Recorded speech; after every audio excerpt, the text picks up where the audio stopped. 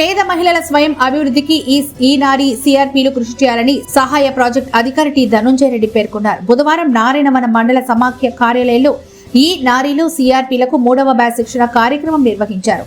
ఈ శిక్షణ కార్యక్రమంలో ఐబీడీపీ ఎండీ వెంకటేష్ మాట్లాడుతూ ఈ నారీలు ప్రతి 10 సంఘాలకు ఒకరిని నియమించడం జరిగిందన్నారు.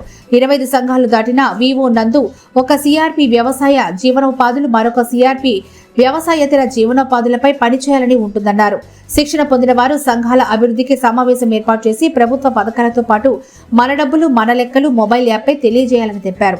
ప్రతి ఒక్క మహిళా సంఘ సభ్యురాలికి అవసరమైన ఉపాధికి ఎంసీపీ సూక్ష్మ ఆర్థిక రుణ ప్రణాళిక తయారు చేసి రుణాలు పొందే విధంగా చూడాలని తెలిపారు.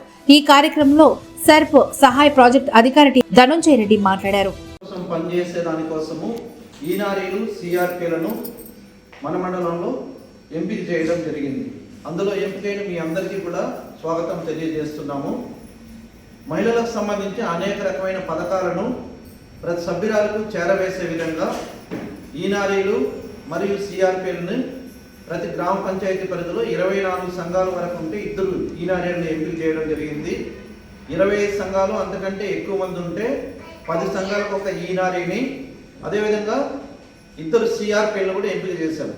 ఒకరు వచ్చిందే ఫామ్ సంబంధించిన సెక్టార్కి సంబంధించి వ్యవసాయ జీవనోపాధులకు సంబంధించి పనిచేయడం జరుగుతుంది. ఒకరు వచ్చిందే వ్యవసాయేతర జీవనోపాధులకు సంబంధించిన కార్యక్రమాల కోసము పనిచేయాల్సి ఉంటుంది. కాబట్టి ప్రతి మహిళ కూడా వ్యాపారవేత్త మాదిరి తయారయ్యి వారి జీవనోపాధిని మెరుగుపరుచుకునేందుకు వివిధ రకాలుగా రుణాలు అందజేయడం అనేది జరుగుతోంది.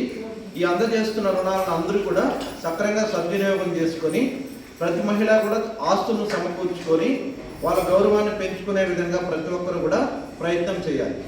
వీటితో పాటు ఇన్స్టిట్యూషన్ బిల్డింగ్, ఈ ఇన్స్టిట్యూషన్ బిల్డింగ్లో భాగంగా ఐబీలో సంఘాల నిర్మాణము, గ్రామ సంఘాల నిర్మాణము, మండల సమాఖ్య నిర్మాణము, వాటికి సంబంధించిన కార్యక్రమాల్లో పుస్తక నిర్వహణ, మొబైల్ బుక్ కీపింగు, మన డబ్బులు మన లెక్కలనే యాప్ను కూడా ప్రతి సంఘ సభ్యురాలకు పారదర్శకంగా తెలియజేసే దానికోసము ఈ కార్యక్రమం చేపట్టడం అనే దాంట్లో మీరు భాగస్వాములు కావడం జరుగుతుంది.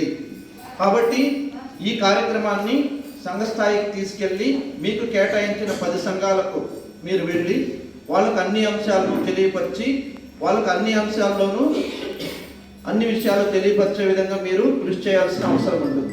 వీటితో పాటు ఆరోగ్యం మరియు పోషణకు సంబంధించిన కార్యక్రమాలు, అదేవిధంగా బ్యాంక్ లింకేజ్ సంబంధించి రుణాలు ఇప్పించే దానికోసం మైక్రో క్రెడిట్ ప్లాన్ తయారు చేయడము, జీవనోపాధులకు సంబంధించిన వాటిని వ్యవసాయ జీవనోపాధులకు సంబంధించిన వాటిని ఎఫ్ఈఓలు ఎఫ్ఈజీల్లో సభ్యులుగా చేర్చి వాళ్ళని ముందుకు తీసుకెళ్లడంలో మీరందరూ కృషి చేయడము, వాళ్ళు పండిస్తున్న పంటలు మిగిలిన వాటి ఏమంటే వాల్యూ అడిషన్ చేసి వాళ్ళకు ఆదాయం అభివృద్ధి కార్యక్రమాలకి ముందుకు తీసుకెళ్లే విధంగా చూడడము, ఇప్పటి వరకు వ్యవసాయేతర జీవనోపాధులు ఏవైతే వ్యాపారాలు, పెట్టుబడులు ఇటువంటివి పెట్టుకొని చేస్తున్నారో వీటిని ఇంకా ఎక్కువ పెద్ద స్థాయిలో మనము ఎంటర్‌ప్రెన్యూర్స్ని డెవలప్ చేసే విధంగా కృషి చేసి వ్యాపార అభివృద్ధి కార్యక్రమాలు కూడా మునుముందు చేసి నష్టాలు లేకుండా ఆ లాభాలను ముందుకు తీసుకెళ్లడంలో వాళ్ళకు కావాల్సిన మెలకువలు, శిక్షణలు ఇవన్నీ కూడా ఇప్పించే కార్యక్రమం మీ ద్వారా చేయడం జరుగుతుంది.